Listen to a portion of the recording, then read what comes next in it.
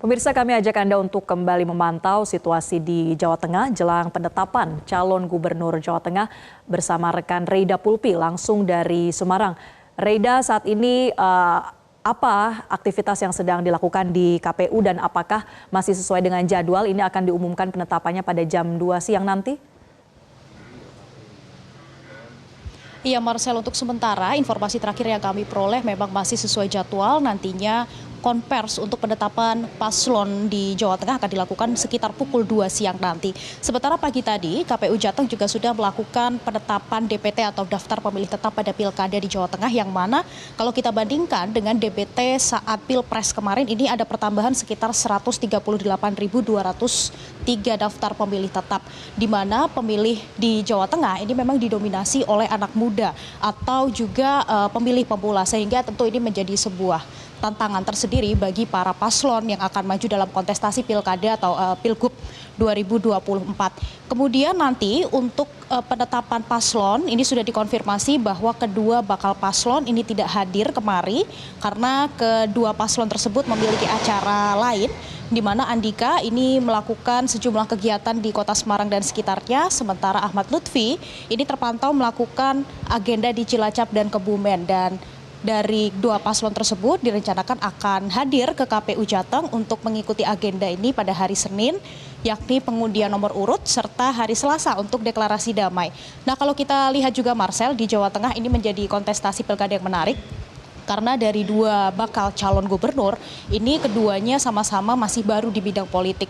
Dimana kalau kita lihat Andika ini dari latar belakang militer, merupakan ex-jenderal TNI, baru masuk ke Partai PDI Perjuangan ini pada Pilpres 2024, sekaligus saat itu menjadi Wakil Ketua Tim Pemenangan Nasional Ganjar Mahfud.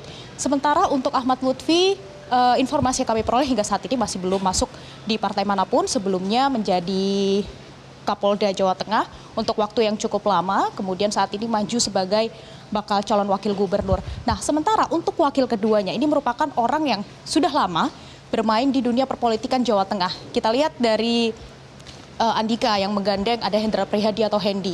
Ini sudah 2 periode menjadi wali kota Semarang, meskipun pada periode keduanya ini tidak menjalankan tugas hingga selesai karena saat itu dimandat untuk menjadi ketua LKPP di Jakarta. Sementara untuk Taji Yassin ini sudah menjadi 1 periode menjadi wakil gubernur Jawa Tengah. Kemudian juga sebenarnya pada Pileg 2024 ini sudah mendapatkan suara sekitar 3,8 juta suara di Jawa Tengah dan terpilih menjadi anggota DPD dengan suara terbanyak. Tapi informasi yang kami peroleh bahwa Taji Yassin sudah mengajukan surat pengunduran dirinya kepada KPU Jateng, sudah diterima, dan dari Taji Yassin nanti akan berfokus untuk maju dalam kontestasi pilkada atau Pilgub di Jawa Tengah 2024 ini. Kemudian kita lihat lagi, Marcel, kalau di Jawa Tengah ini memang didominasi oleh anak muda. Kemudian ada swing voters sekitar 70%, di mana bagaimana mereka menentukan keputusannya ini ternyata 30% ini memakan porsi melihat dari parpol pengusung. Sementara sisanya ini ada banyak faktor bagaimana mereka memilih calon kepala daerah, termasuk figur atau sosok, sehingga memang figur atau sosok ini bukan satu-satunya alasan mengapa mereka memilih calon kepala daerahnya. Ini tentu menjadi menarik karena kalau kita lihat kembali bagaimana parpol pengusung di Jawa Tengah, PDIP ini memang memiliki track record yang baik. Maka di Jawa Tengah ini disebut sebagai kandang banteng. Pada Pilgub, 3 kali Pilgub ke belakang, PDIP selalu menang. Kemudian sejak 2004 untuk pemilihan legislatif, PDIP juga selalu meraih suara terbanyak.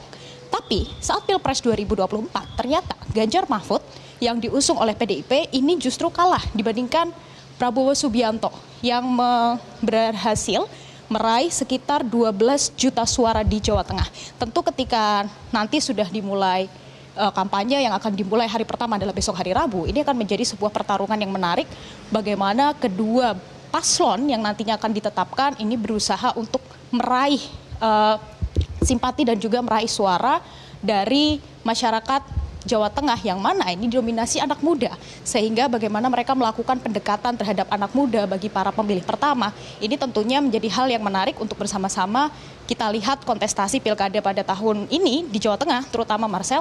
Ini sedikit berbeda kalau kita bandingkan dengan 5 tahun yang lalu, di mana saat itu adalah pertarungan antara Ganjar Pranowo dan Sudirman Said. Keduanya sama-sama memiliki background politik sudah sejak lama. Namun pada tahun ini ternyata ada sesuatu yang berbeda di Jawa Tengah, bahwa kedua calon gubernurnya ini tidak semuanya berasal dari background politik.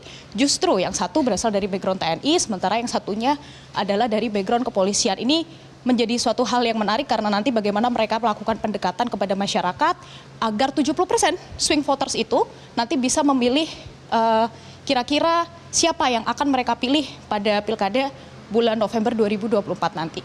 Marcel. Baik, terima kasih Reida Pulpi melaporkan langsung dari Semarang, Jawa Tengah. Jelajahi cara baru mendapatkan informasi. Download Metro TV Extend sekarang.